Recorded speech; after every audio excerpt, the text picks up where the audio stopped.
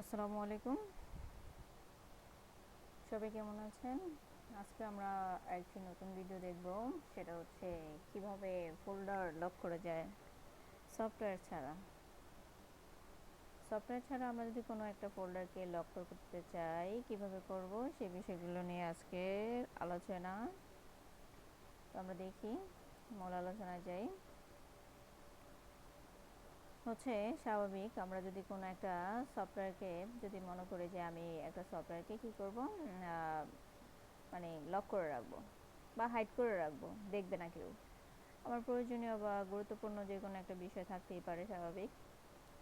আমি ওই ফোল্ডারে আমার এটাকে আমি লক করে রাখবো। তো দেখা গেছে হচ্ছে যদি লক করে রাখতে চাই, তাহলে কিছু অপশনের থেকে আমরা লক করে রাখতে পারি। সেটা হচ্ছে যেমন স্বাভাবিক, আমি যদি মনে করি যে ইমেজেস ফাইলটাকে, ফোল্ডারটাকে আমরা হচ্ছে কি করতে চাই, লক করে রাখতে চাই বা হাইড করে রাখতে চাই, তাহলে এটাকে আমরা যেটা করব সেটা হচ্ছে এই ফোল্ডারটাকে আমরা হাইড করে ফেলবো। রাইট বাটনে ক্লিক করব, প্রপার্টিসে ক্লিক করব, তারপরে হচ্ছে হাইড, অ্যাপ্লাই, ওকে, তারপরে ওকে। তারপরে এখানে দেওয়ার পরবর্তীতে এখান থেকে ভিউ থেকে আমরা দেখা গেছে এখানে এই অপশনটা তুলে দিব। আমার এটা কিন্তু হাইড হয়ে গেছে। তো এটা একটা নর্মালি বিষয়, কম্পিউটারে সবাই কিন্তু এখন বর্তমানে সবাই এক্সপার্ট, মোটামুটি সবাই কম্পিউটার সম্বন্ধে জানে। তো এটা বের করা কোনো ব্যাপারই না। সেটা হচ্ছে সে যদি হচ্ছে চিন্তা করে যে আমি ভিউতে যাব, এই অপশনটা দিবে, সেই যে ফোল্ডারটাকে হাইড করে রাখছে সেটা কিন্তু এখন বেশি উঠছে। বা এখান থেকে স্বাভাবিক প্রপার্টিস থেকে সে কী করবে, হাইডের অপশনটা তুলে দিলেও এটা হয়ে যাবে। এই যে এটা চলে আসছে, সে দেখে ফেলতেছে। বা সে চাইলে এই ফোল্ডারের ভিতরে ঢুকতে পারবে, ঢুকেও কাজ করতে পারবে। তো এখন হচ্ছে যে কথা, যে আমি এমনভাবে হাইড করব যেন জিনিসটা আর কেউ দেখতে না পায়। তো সেটা কিভাবে করতে হয়, সেটা করার জন্য যদি আমাকে আগে যেতে হবে আমি কোন জায়গার ফোল্ডারটাকে হাইড করতে চাই।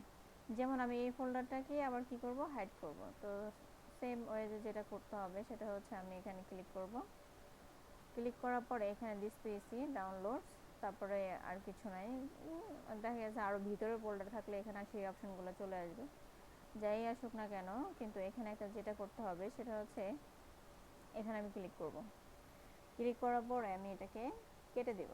কেটে দিয়ে এখানে আমি একটা সফটওয়্যার ছাড়া আমি মানে কম্পিউটারের মাধ্যমে এটাকে আমি কি করতে চাই, হাইড করতে চাই। তাহলে এখানে লিখবো হচ্ছে CMD।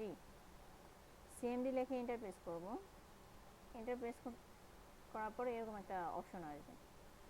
এখন এই অপশন দেখে অনেকের মানে মাথা ঘোরাতে পারে যে হচ্ছে কি আসলো, এটা তো আমি কি করলাম, এরকম একটা। আসলে এটা কিছু করার নাই, এটা এমন একটা অপশন, এটার মাধ্যমে আমরা কাজ করব। ইন্টারপ্রেস করলাম, করার পরে আমরা হচ্ছে এখানে একটা স্পেস দিলাম। স্পেস দিয়ে আমরা লিখবো হচ্ছে, স্পেস দিয়ে লিখতে পারি, স্পেস না দিলেও হবে, বা অ্যাক্টিভ লিখবো। সরি, একটু মিস্টেক হয়ে গেছে, আবার লিখে CMD, ইন্টার। তো এখানে আমরা লিখতে পারি অ্যাক্টিভ WTRI, অ্যাক্টিভ লিখবো, স্পেস দিব, এখানে দিব হচ্ছে +H space +S space +R। দেওয়ার পরে আবার স্পেস দিব, দিয়ে আমরা যে ফোল্ডারটাকে হাইড করতে চাই সেই ফোল্ডারটার নাম হচ্ছে কি, ইমেজেস। তো আমরা সেই ফোল্ডারটার নাম লিখলাম। এখন এন্টার দেব। এন্টার দেওয়ার পরে আমরা এটাকে কেটে দেব। আমরা এটা রিলোড দিই বা রিফ্রেশ দিই, আমাদের ফোল্ডারটা কিন্তু হাইড হয়ে গেছে। এখন কথা হলো, আমি তো হাইড করে ফেললাম, এখন এটাকে কিভাবে নিয়ে আসবো, এটাও তো একটা কথা। তো এটাকে আনতে হলে যেটা করতে হবে সেটা হচ্ছে সেম ক্যাটাগরি থেকে আমরা এটাকে নিয়ে আসবো। কিভাবে, আমরা আবার এখান থেকে হাইড করেছি ডাউনলোড, এই অপশন থেকে ডাউনলোড ফোল্ডারের যে ফাইলগুলো ছিল এখান থেকে আমরা এটাকে হচ্ছে হাইড করেছি। তো আমরা এখান থেকে কী করবো, আবার এটাকে নিয়ে আসবো।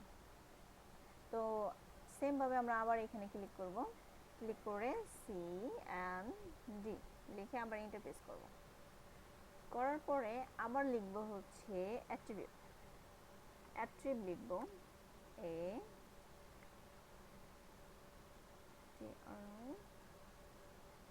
ATRIB, অ্যাট্রিব লিখে স্পেস, আমরা তখন ইউজ করেছিলাম হচ্ছে প্লাস, এখন ইউজ করব কি মাইনাস। আচ্ছা, মাইনাস H, তারপরে কি মাইনাস S, তারপর মাইনাস R।